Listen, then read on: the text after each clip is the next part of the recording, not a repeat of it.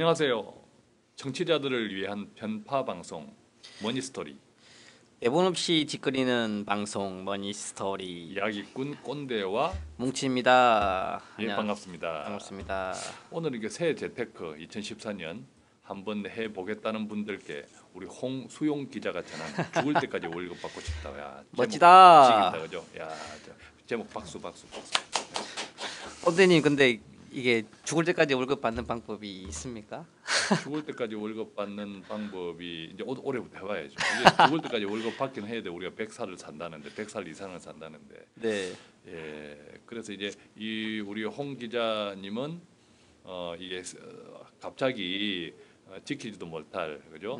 작심 삼일로 끝나는 저축 계획을 갑자기 잡지 마라. 그죠? 예, 그렇죠. 못한다. 그러니까 하루 담배 두 갑을 20년 동안 피우던 골초가 당장 담배 끊겠다 하는 것보다 더 비현실적이다 이 말이죠. 그렇죠. 근데 이 담배를 많이 피우는 사람들도 이해를 해도 요즘 자산 관리가 안 되는 사람들은 수명 관리를 한답니다. 수명 관리. 수명 관리. 안 되면 그래서 수명 관리. 그래서 부지런히 담배를 많이 피워서 수명을 이제 단축시키는 거죠.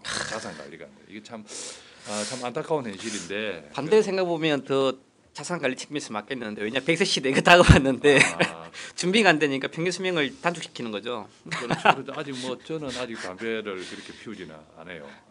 현재 계속 이제 좀 되든 안 되든 자산 관리를 열심히 해보려고 계속 지금 노력 중인데 저도 모르죠. 또 생애 관리가 같이 들어가야 될지는 모르겠는데 그죠. 금연합시다. 예, 금연하는 게 좋겠죠. 네. 생애 관리는 나중에 해보고 네. 수명 관리는 일단 자산 관리에 우리가 한번 붙어보자고요. 그래서 부모 잘 만나고 중간에 이런 얘기가 있네요. 재주가 뛰어나고 금숟가락을 물고 태어났다면 왜 재테크가 필요하겠는가? 한때 그 개천에서 용나던 시절이 지났다 이런 말들이 있었거든요. 네. 있었는데 그거는 꼭 아닌 것 같아요, 그죠? 예, 그런 있는 사람만 계속 이제 있어지고 이제 그런 말인데 네. 꼭 그런 것을 우리가 너무 단정적으로 생각할 필요는 없을 것 같아요. 요즘 스포츠나 예체능 이런 분야에도 또 아주 본인의 노력과 의지만으로 성공한 사람들도 많고 우리도 알지 않습니까? 네. 우리 그 재테크 분야에서도 우리가 또 잘 알지 못하는 그런 사람들도 많습니다, 그죠? 네. 그래서 요거 한번 또 새 재테크 태도 조금 하나씩 정리해놨는데 이거 우리 뭉치 씨가 한번 정리해 보시죠. 자 한번 읽어보겠습니다. 중요한 얘기가 나오죠. 과거에 매달리지 마라. 옛날에 주식으로 수억 번 그렇지. 딱 있다 명담 넣어놓는데 왕년에 이러는 왕년에 집에 그렇죠. 그렇지. 집에 왕년 이야기하면 많다. 남자들은 보통 왕년 이야기하면 이제 군대 이야기도 나오고. 그렇죠. 날 셉니다, 그죠? 이럴 때 우리는 얘기하죠. 집에 헬로콥터 집에 비행기 있다고. 셉니다. 맞습니다. 지금 과거의 경험담에 따라서 매달리지 마라. 쉽게 말하면 자산 관리 측면에서 보신다면 이게 기대 수익률인 것 같아요. 예. 우리가 이제 주식에 대해서 기대에 대한 수익률, 부동산을 투자했을 때 나오는 기대 수익률, 이제 그런 부분들에 대해서 과거처럼 그런 기대치가 이제 안 나오죠. 그래도 과거와 많이 다르죠. 특히 이제 가면 갈수록 어제 다르고 오늘 달라요. 네, 아침에 다르고 오후에 다릅니다, 그죠? 네. 1시간 전에 다르고 지금 달라요. 이게 변동성이 굉장히 높아졌기 때문에 과거 시대, 그죠? 예, 그런 기준으로 하면 상당히 큰일 나죠. 그렇죠. 예전에는 애도 많이 태어났고 집도 없으니까 집도 지어야 되고, 그죠? 8% 10%. 그죠? 네. 예. 기업에 대한 돈의 수익이 많으니까 이자도 높고, 당연히 그때는 수익 자체가 많이 높았습니다. 사 놓으면 돈이 되고. 그렇죠. 사 놓으면 돈이 되고. 그래서 실질적으로 요즘 이제 자산을 관리하는 일을 하다 보면 기대 수익률 자체가 많이 낮아졌어요. 예전에는 주식을 하면 뭐 한 10% 20% 떼야죠. 예. 이런 생각이 많이 있으셨는데 지금도 30%는 떼야 된다는 사람들 많아요. 많아요. 과거 무용담을 들어두시면서 근데 적정 기대 수익률은 현재 주식에 대한 기대 수익률은 10%에서 8% 수준으로 많이 낮은 상태고요. 그래도 은행 이자보다 몇 그렇죠. 배나 된다, 그죠? 그래서 이제 정기 예금 수익률 한 2배 이내 목표에서 기대 수익률을 많이 가져가고 있습니다. 그래서 현실적으로 저성장 저금리가 도래했기 때문에 과거에 매달리지 마라 이 의미는 기대 수익률 자체를 많이 낮추고 그렇게 시작하는 의미인 것 같습니다. 그렇네요. 하여간 이게 뒤돌아보지 마라. 뒤돌아보면 돌이 됩니다. 오로지 이게 앞만 쳐다봐야 될 것 같고. 네, 또 읽어볼게요. 소신에 따라 투자하라. 자신의 투자 경로를 되돌아볼 때 꼭지점에서 사고 바닥에서 팔았다고 생각한다면 가계에 연연하고 귀가 얇은 사람일 가능성이 높다. 근데 이게 참 쉽지 않죠. 않아요. 네. 쉽지 않아요. 우리 저 기사를 쓴 홍 기자님도 어떠는지 모르겠지만 이게 참 쉽지 않습니다. 예, 이게 아무리 기가 두터울라 해도 그렇죠. 이게 옆에 주변 사람들이 다 같이 동으로 가고 있는데 나 혼자 서로 가기 쉽지 않거든요. 누가 얘기하죠. 야, 이건 내만 아는 건데 내 아는 사람이 여기 다니는데 그런 정보들에 의해서 실질적인 투자가 많이 일어나고 있고요. 또 직장 생활하면서 직접 투자, 주식 투자는 대부분 다 하시죠. 왜냐하면 또 사회가 단절된 상태에서 유일한 또 재미일 수도 있는 거고요. 또 남자들은 또 소주 한 잔 먹을 수 있는 기회도 되는 거고. 그래서 이제 뭐 기가 얇다, 두껍다 이런 것보다는 우선은 그러다 보니까 자기가 조금 이제 판단할 수 있는 네. 그런 기준되는 어떤 정보나 이런 것들은 뭐 남한테 받든지. 그죠? 자기가 스스로 좀 알고 있든지 뭐 디테일하기까지는 아닐지라도 어떤 지표라든지 이런 기준점 되는 자기 기준점 되는 거 하나 가지고 있는 게 말씀하신 게 그래서, 네. 그래서 이제 주식에 대해서 원칙과 기준이 있죠. 뭐 여러분들 잘 아시는 뭐 정리식뿐만 아니라 이제 분산 투자라든지 아니면 장기 투자라든지 중요한 몇 가지 요소들이 있는데 대부분 그런 원칙 없이 투자를 하신다는 게 문제신 것 같아요. 내 원칙이 뭔지 알아요. 나는 원칙이. 뭡니까? 나는 원칙이 우리 이제 내 원칙은 네. 우리 뭉치 씨. 네, 뭉치 네. 씨가 팔면 나도 팔고 뭉치 씨가 사면 나도 사고. 그렇습니까? 저를 믿는 소리네요. 아유, 그거는 뭉치 씨를 믿어야죠. 이게 사고 한번 치면 대박인데 사고를 아직 안 쳐서 그렇지. 그러시죠. 네. 그래서 이제 원칙과 기준, 이제 원칙과 기준이라는 게 중요할 것 같고요. 중요합니다. 예, 아주 중요합니다. 근데 저는 고객분들한테 그런 얘기를 많이 해요. 직접 투자를 해보라고 해요. 대신에 하는데 잃어도 되는 돈 범위 내에서 하라고 얘기해. 말씀드리면 잃어도 되는 돈 범위가 물론 개인마다 틀리겠죠. 뭐 직장인들은 몇십만 원 될 수도 있는 거고, 뭐 돈이 있으신 분들은 뭐 1,000달러가 될 수도 있겠지만 잃어도 돈은 되는 범위 내에서 한다면 일단 부담이 없기 때문에 그렇지. 이제 좀 장기적인 측면에서 투자는 경향이 좀 있고요. 이제 그렇게 하다 보니까 그 원칙에 대한 것도 필요하지만 중요한 거는 그런 간접 경험을 통해서 경제를 알 수 있다는 효과가 또 있는 그렇죠. 거죠. 지식 투자 안 하면은 신문 볼 일도 없고 경제에 대한 관심도 없지 않습니까? 그 돈도 잃었는데 뭐 아는 것도 없다면 그렇죠. 이거는 뭐 다 잃은 거고 네. 돈은 잃었지만 그로 인해서 어떤 게 배웠다. 그렇죠. 이러면 근데 어쨌든 뭐 다 돈 꼴고 기분 좋은 사람 없으니까 네. 어쨌든 자기가 손실을 감내할 수 있는 범위 그죠? 그것을 또 미리 설정해 놓는 것도 대단히 중요하다. 그에 대한 이제 주식에 대한 경험뿐만 아니라 또 이런 투자와 수익과 리스크는 비례된다는 거. 수익이 높으면 위험도 높구나라는 그 투자의 기본적인 원칙에 대한 감도 잡을 필요가 있을 것 같습니다. 그렇죠.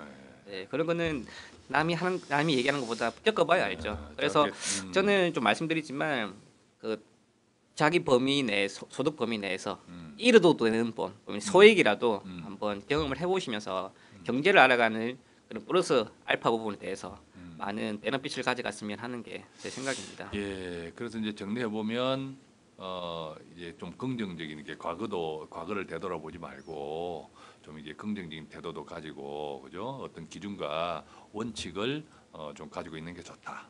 예. 그리고 경제에 대한 관심도도 좀 가져볼 필요가 좀 그렇죠. 있고요. 예. 그 다음에 한번 읽어보겠습니다. 여기 보시면 이건 뭐죠? 재테크의 첫 번째 법칙. 줄이라. 줄아라. 줄이라. 이게 이제 참 줄이라 이러면 다 이구동성으로 하는 말이 줄일 게 없다. 뭘 줄이노? 먹고 살기도 힘든데 밥도 먹지 말라고. 뭘 줄이나 이러는데 그래서 중요한 게 이게 줄이기 위해서 중요한 게 뭐냐면 이렇게 바꾸는 거예요. 바꾸는 거 뭘 바꾸냐? 생각을 바꾸는 거지. 뭔 생각이요? 이건희 회장이 뭐 마누라 빼고 다 바꿔라 그런 거지. 생각을 바꿔야 돼. 예를 들면 그 위에 있던 뭐 사교육비를 줄이려면 자녀 교육에 대한 생각을 마인드를 바꿔야 돼. 그렇구나. 그럼 마인드를 안 바꾸고 사교육비를 줄인다. 이러면 뭐 무슨 현상이 벌어집니까? 바로 마누라하고 전쟁이 벌어진다. 내가 예. 아직 꼰대 신앙이 안 돼봐가지고 그걸 잘 모르겠네요. 그죠. 뭐 마누라하고 전쟁이 벌어진다. 이게 태도를 줄여야 되는 것이 대단히 중요. 집에 대한 태도, 그죠? 소비에 대한 태도. 저걸 꼭 내가 사야 돼 이런 어떤 비교, 이런 경쟁, 이런 그 태도 이런 것도 중요하죠. 그죠? 네, 맞습니다. 그래서 이제 여기서 얘기 나오죠. 줄이려면 아까 말씀하신 태도에 대한 변화도 필요할 거고요. 중요한 건 이제 여기서 이제 금전 출납에 대한 얘기 나오죠. 다 이제 일구동성으로 얘기합니다. 가계부를 쓰자. 그 관련된 책이 무수히 많이 있지 않습니까? 그 이구동성 아닙니까? 꼰대님도 이 관련된 책을 쓰셨죠 예전에? 아 이런 거 많이 썼죠. 많이 썼죠. 나는 쓰고 나는 안 하고. 그래서 여기서 나옵니다. 보면 자산 현황표 왼쪽에는 현금 자산, 투자 자산을 기록하고 오른쪽에는 단기와 장기, 부채를 쓰자. 즉 재무제표 개념인 것 같은데요. 근데 기자님 말씀이 여기 옳아요. 근데 개인이 이걸 안 그래도 묵고 살기 바빠 죽겠는데 할 수 있냐 이거죠. 자, 이제 그래서 지금 현재 다들 아시지 않습니까? 그 가계부 기분 나빠서 안 써. 이게 쓰면 기분 나빠서. 근데 가계부는 필요하다고 생각되지만 중요한 건 가계부는 쓴 가거 기록에 대한 가거 지출에 대한 기록밖에 안 돼요. 중요한 거는 예산 설립이 필요해요. 예산 설립. 예산. 그래서 가계부와 예산은 동일하지 않아요. 새 예산. 그래서 저는 가계부는 써도 지출이 줄진다는 생각 안 해요. 과거에 얼마 썼기 때문에 물론 반성을 할 수 있겠죠. 중요한 거는 뭉치님도 이런 거 한번 써봤어요? 저는 말씀드린 것처럼 가계부는 안 써요. 가계부는 안 쓰는 대신에 밑에도 나와 있지만 통장 분리를 합니다. 통장을 이제 급여 통장, 뭐 지출 통장, 이제 비상 예비 자금 통장 이렇게 통장을 분리시키면서 통장을 분리시킨다는 게 통장을 뭐 찢는다 이런 말은 아니죠. 찢을 통장이 찢는 게 아니고 통장을 새롭게 개설하는 거죠. 그렇죠. 통장 수를 늘리는 거 이게 그렇죠. 찢는 게 아닙니다. 통장 수를 늘리는 거. 그래서 실질적으로 통장 아까 말씀하신 찢지 말고 분리시켜서 이 분리된 통장에서 자기 예산만큼 돈을 입금시키는 거죠. 그리고 그에 대해서 체크카드를 통해서 지출을 한다면 중요한 것은 그 예산 범위 내에서 돈을 쓸 수 있는 효과가 충분히 되시는 거죠. 이제 예산 범위 내에서 돈을 쓰려면 이거 우리 신용카드가 아닙니다. 지출 그 체크카드, 그렇죠. 이 통장이 있는 잔고 범위 내에서 쓰는 거. 그렇죠. 그래서 제가 뭐 저도 하고 있고 많은 분들 아시겠지만 그냥 체크카드를 쓰시면 그 쓴 내역에 대해서 잔고가 날라옵니다. 얼마 썼다고. 날라오죠. 근데 이게 필요해요. 자격을 받으려면 내가 돈을 썼다. 그러면 잔액이 얼마 남았습니다. 이것도 같이 날라와 있는 소리죠. 그런 것도 있나요? 예, 근데 이거는 이제 문자 서비스를 신청하시면 돼요. 근데 유료예요, 유료. 이게 제가 알기로는 뭐 은행 등급이 높으신 분들은 공짜지만 대부분 한 500원에서 900원 정도 지불하는 걸 알고 있습니다. 그 정도는 뭐. 근데 그게 되게 파워풀해요. 예를 들면 내가 100만 한 달에 50만 원을 쓰겠다. 근데 일주일 지났는데 잔고 25만 원 딱 남았다 문자가 왔죠. 그러면 이제 3주 동안 살아남아 있는데 이제 그렇죠. 이제 똥줄 타는 거죠, 쉽게 말하면. 그런 걸 통해서 의식적으로 노력이 되면서 집에도 빨리 들어오게. 그렇죠. 술 약속 잘 안 하지 그러면. 그리고 이제 조심할 부분은 요즘 카드사 맨날 전화 옵니다. 리볼빙 서비스를 해가지고 체크 카드인데 잔고가 부족하면 그걸 신용카드로 대체되는 기능이 있어요. 그걸 하나만 하죠. 야, 그거는 뭐 참 그 금융기관 은행의 그 잔머리 같은데. 그렇죠.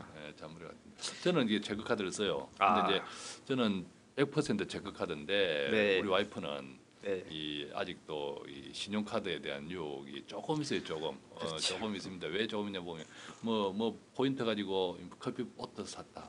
뭐 같다 이런 게 간혹 있어요. 간혹 있어가지고 그게 10만 점 되고 이런 게 있는데 그게 너무 아까워가지고 그렇죠.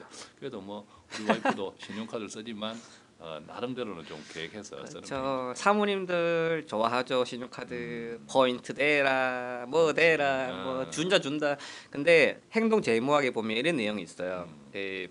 현금으로 쓸 때보다 신용카드로 쓸 경우에는 지출이 1.5배가 더 쓴답니다. 왜냐하면 그렇지 외상인데 외상. 그렇죠, 외상이죠. 돈이 없어서 쓰는데. 그렇죠. 현금으로 지불하면 그 쓰면서 돈이 줄어드는 게 보이니까 스트레스를 받아요. 그렇지, 내 돈 줄어드는 게 보이고. 신용카드는 안 된다 소리죠. 그렇지. 이게 이제 재무학적으로 검증이 됐고요. 그러니까 옛날에 이제 외상이면 소도 잡아먹는다 그렇죠. 이런 그 선인들의 말이 있잖아요. 그렇죠. 선인들. 즉 돌이켜 말씀드리면 우리 사모님들이 포인트라든지 혜택을 위해서 신용카드를 쓰지만 실질적으로는 결국은 소비가 더 많이 느는 효과가 더 크다. 차라리 그 조금 받는 마일리지 적립금 안 받고 그냥 체크카드 쓰시는 게 훨씬 더 유리하시다. 그리고 체크카드 쓰면 소득공제도 많이 주지 않습니까? 올해부터. 여기 보니까 이제 연금 저축 상품 이런 것도 이제 질문이 하나 이제 네. 질문이 들어와 있는 게 있는데요. 이걸 그 연금 저축 상품 보니까 그 질문이 여기서 조금 같이 이야기하는 게 좋을 것 그런데요. 같은데. 네. 여기 이제 질문 주신 분이 올해 지난해 직장을 처음 이제 입사를 했대요. 네, 입사해가지고 신입 사원이죠. 신입 사원인데 연봉이 이제 3천만 원이 안 된답니다. 아유 그래도 많다 그죠? 예, 연봉이 한 3천만 원이 채 안 되니까 약 3천만 원으로 잡고 올해 연금 저축 상품 자기는 이제 선배가 권유를 해서 연금 펀드에 가입을 하려고 하는데 이 연금 펀드 가입을 이렇게 풀이라고 하면 우리가 연간 400만 원이죠. 네. 공제 한도가 그죠? 예, 한도 끝까지 하려고 하는데 이렇게 하는 것이 좋겠는지 좋을지 이렇게 물어봤거든요. 어떻게 생각합니까, 우리 뭉치 씨는? 3천만 원 한도 내 40만 원, 400만 원이면 어떻게 됩니까? 월 한 33만 원 정도. 그렇죠. 뭐 여러분들이 금융 상품을 선택하실 때는 이런 기준이 있으시면 괜찮을 것 같아요. 즉 약 복용왕이랑 동일하다 생각하면 될 것 같습니다. 모든 약이 나한테 다 맞는 건 아니잖아요. 예, 맞죠? 이 사람이 모든 사람은 다 좋냐? 그건 아니거든요. 비슷해요. 자기 체력과 자기 상태에 맞는 처방이 필요한 건데 금융 상품도 마찬가지고요. 자기 급여라든지 현재 재무 상태에 맞는 상품 선택이 중요하시다. 자, 아까 말씀하신 연금저축 같은 경우는 소득공제 혜택이 있습니다. 예, 불이백에 대해서. 근데 중요한 거는 55세 때까지 돈이 묶인다는 거죠. 예, 나라에서 괜히 소득공제 주는 거 아니죠. 예. 오래 묶어 나라가 잡아두려고. 나라가 너 책임 못 지니까 너도 조금 해. 대신에 소득공제 줄게. 근데 직장 사회 초년생 보십시오. 돈이 있습니까? 없죠. 예. 처음에 부모님 편지당 사줘야 되고 애들 술도 먹어야 되고 또 중요한 거는 시드머니 종잣돈 말이야. 여유자금 마련이 필요한 건데 중요한 거는 내 한 달에 저축할 수 있는 돈이 예를 들면 일정 부분밖에 안 된다. 근데 그에 대해서 상당 부분을 연금 저축으로 넣으신다. 예, 그럴 경우에는 실질적으로 일단 유동성이 조금 더 부족할 수 있다는 단점이 좀 있는 거고요. 중요한 거는 그 급여 자체가 작기 때문에요. 세금 자체도 얼마 안 내요. 예, 소득공제 상품은 당연히 연봉이 많으신 분, 통상적으로 5천에서 8천 이 정도 되시는 분들은 표가 티가 나지만 아닌 분들은 티가 별로 안 나요. 맞자. 근데 그 몇만 원 꼴랑 받으려고 돈을 내가 55세까지 처음부터 목돈을 넣어서 유지해야 되냐? 이게 장기 상품이잖아요, 그죠? 네. 55세면 네. 이제 입사를 했다면 뭐 30에 안 됐다는 네. 이야기고 그러면 최소 25년 이상을 네. 넣어야 된다는 소리인데 장기 상품이다. 유지해야 된다 소리죠. 유지해야 예. 된다. 뭐 5년 그래서 이상 나쁘진 되니까. 않아요. 근데 일단은 지금 현재 좀 시점을 조금 조금 늦추든지 되겠다. 아니시면 딜레이를 하시든지 불이백을 조금 예, 낮추든지. 아니시면 그냥 상품 가입만 한 상태에서 불입을 하지 마요. 불입하지 말다가 연말에 내가 어느 정도 여유자금도 모으고 종잣돈도 모으고 근데 회사 떡값이 나왔네 떡값이. 이게 이제 일진압도 되니까 그렇죠. 이걸 이제 이 400만 원 공제가 매달 꼭 넣어야 되는 것은 아니고 네. 매달 넣을 수도 있고 연말에 가서 네. 그 당시에 재무 상태를 보고 그죠? 넣고 400만 원 일시로 넣을 수도 있고. 사회초년생들은 아마 그런 납입에 대한 유연성을 고려해서 그런 연말에 여유자금으로 불입하는 게 유리할 것 같고요. 근데 여기서 좀 주의할 거는 그 납입의 자유가 되는 상품들이 정해져 있어요. 즉 은행에는 연금 신탁, 뭐 보험사에는 연금 저축보험, 그다음 증권사는 연금 펀드라는 형태로 출시가 되는데 이 증권사 상품이 이런 메리트가 있습니다. 왜냐하면 불이백이 자유로워요. 예. 이제 보험은 그냥 한번 딱 정하면 뭐 빼도 박도 못하고 들어가야 되잖아요. 그죠? 그렇죠. 그래서 연금 그 소득 공제가 되는 연금 저축 펀드. 상품들을 선택할 때는 펀드. 증권사 쪽 하시는 게 유리하실 거고요. 유연하다. 네, 유연한 납입에 대한 유연성이 있기 때문에 유리합니다. 다 이제 장단점들이 있죠. 예를 들어 이제 연금 저축 보험 같은 경우에는 그것이 나중에 이제 종신으로 연금을 받을 수 있는 이제 네. 그런 기능도 있고 이제 그런 것들을 조금 이제 비교해 봄직은하다 그죠? 네, 그래서 일단은 기사 이런 내용이 많이 있잖아요. 일괄적으로 사회초년생은 연금 펀드 얼마씩 넣어야 된다. 그건 아니에요. 내 현재 재무 상태, 초년생, 그리고 현금 흐름까지 다 고려해서 넣을 필요가 있을 것 같습니다. 그렇군요. 뭐 이게 질문 주신 분 좀 도움이 되셨나 모르겠는데요. 예.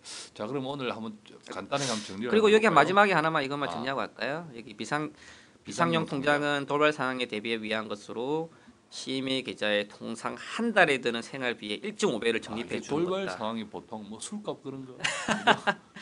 뭐 많죠. 이제 부모님 뭐 경조사 아니면은 뭐 이제 뭐 병원 갑자기 뭐 아팠다. 네, 아팠다. 아파하는데 근데 우리 꼰대 씨는 어떤 생각이 있으세요? 여기 이 부분에 저는 좀 다른 생각이 좀 있어서 비상용 통장 첫째는 비상용 통장에 넣어둘 돈이 없고요. 돈 벌면 합니까? 이게 하니까 돈이 어디로 가는지 아니 그 월급에 어떻게 살아가는 게 그 월급에 뭐 잠이 오나 하는데 뭐 아니 저는 그 와이프한테 늘 그러죠. 우리 와이프가 그 월급에 잠이 와 그러면 내가 그 월급 다 어디다 쓰노? 이게 돈이 없어요 돈이. 맞네, 맞아요. 우리 와이프도 다 어디다 쓰는지. 그렇지. 돈에 눈이 달렸는지 뭐 발이 달렸는지 네. 발이 달렸는지 어디로 가는 거 없어요. 근데 우리 뭉치 씨는 네. 비상용 통장에 대해서 뭐 근데 이제 이게 이제 그 재무 이제 설계 정석에 나오는 책에 보면 이제 미국 기준으로 외벌이는 뭐 자기 생활비 6배, 맞벌이는 생활비 3배 정도로 적립해 주는 게 많은데 제가 봤을 때 이거 아니에요. 자 보십시오. 그럼 1억 버는 사람이 한 달 1억 버는 사람은 3억을 저축해 놔야 돼요? 이게 불가능하지. 이 정석이라 나와요. 정석이 아니고요. 그래서 저는 항상 여쭤봐요. 지금까지 살아왔던 현금 패턴과 상황을 분석 시에 현금이 얼마 정도 있으시면 충분하시겠냐. 즉 그거는 개개인마다 다 틀리다는 소리죠.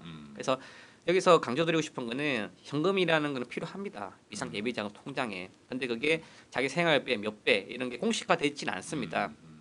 이제 자기 생활비에서 자기가 고려해봤을 경우에 얼마 정도 적정한지는 본인이 판단하시는 게 맞을 것 같아요. 근데 최소한 한 달 생활비보다는 많이 있어야 되겠죠. 그렇겠죠. 네. 예, 한 달은 개길 정도는 있어야지 그 말이죠, 그죠? 네, 그래서 여러분이 금융 상품 선택뿐만 아니라 어떤 가이드라인에 대해서 그걸 내꺼화 시킬 때는 자기 기준으로 보셔야 돼, 자기 기준으로. 예.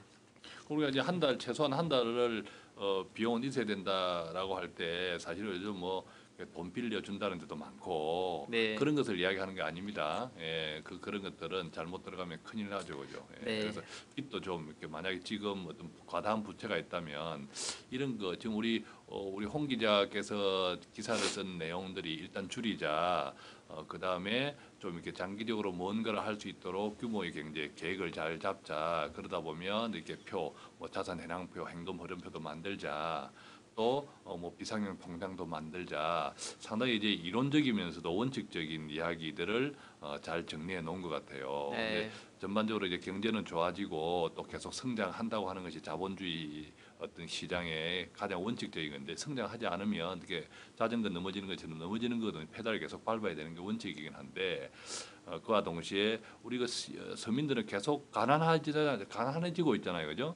예, 그래서 요즘 이제 가난 뭐 곳곳에 가난의 도살이고 가난 경영이라는 말도 하도처럼 등장하고 하는데 그런 것들에 대해서 우리 홍 기자가 좀 정리해 준 것 같습니다. 그래서 가운데 기사가 있습니다. 크게 재테크 태도. 정금이 먼저 1번, 2번, 4번 우리 뭉치 씨가 한번 읽는 것으로 정리를 마치도록 하죠. 뭐 학교 다닐 때 선생님이 애 보고 읽어보라는 의미 같네요. 자, 긍정적 마인드 가져라. 긍정적 마인드. 과거에 매달리지 마라. 내가 네. 어쩐다 하지 마라. 네, 사람을 정성껏 우리 대하라. 이야기 안 했다. 사람을 정성껏 대하라. 이제 이게 아까 제가 우리 뭉치 씨가 하면 나의 기준은 뭉치 씨다 이런 거잖아요. 이게 주변에 감사합니다. 저를 사람으로 봐주시네요. 이게 주변에 돈이 되는 사람이 옆에 있어야 되는 거예요. 그 사람 우리 뭉치 씨는 촉이 좋잖아. 촉이. 그래서 돈 되는 사람이 어떻게 하느냐 이걸 이렇게 따라 움직이는 거. 열심히 하겠습니다. 예, 정성껏 대해 주십시오. 그런 의미에서 오늘 금요일 밤인데 소주 한잔 하러 가시죠, 끝내고. 예. 그것도 뭐 나중에 또 사고 또 칠런지. 자 그러면 오늘은 여기까지입니다. 어떻습니까? 많이들 도움 되셨나요? 예, 오늘 방송 들으신 후 추가적인 궁금증이 있거나 또 알고 싶었던 질문들이 있다면 저희 그 머니스토리 TV 홈페이지가 있습니다. 머니스토리.tv 홈페이지에 오셔서 시청자 참여 코너에 올려주시면 되고요. 혹시 이제 특별히 공개하기 힘든 내용이 있다면 저희 머니스토리 공식 메일 계정이 있는데 myhowtodo@gmail.com입니다.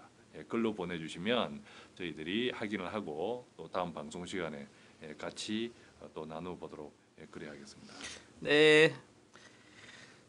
그냥 오늘은 여기까지 하시죠. 예, 네. 남은 시간도 즐겁게 지내시고요.